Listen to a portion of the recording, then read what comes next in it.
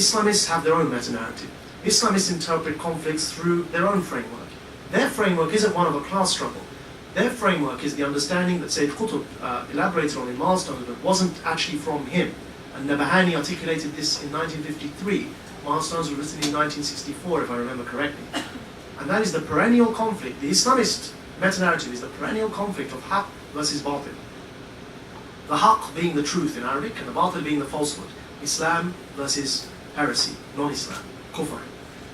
And every conflict is interpreted through that meta-narrative. So my government, the UK government, its intervention in Iraq is interpreted by the Islamists as non-Muslims attacking Muslims. The Israel-Palestine conflict is interpreted by an Islamist as non-Muslims against Muslims. Kashmir, Chechnya, Bosnia are all linked up. And you can see how this leads to a global struggle concept. Because there's a meta-narrative that can explain away each one of these instances as Muslims being oppressed and non-Muslims keeping them down. So when that meta-narrative is sold to somebody who has legitimate grievances, those grievances are reinterpreted through that framework, and then new grievances are discovered due to that new framework. And that's the point that I'm making. And that's the crux of the matter.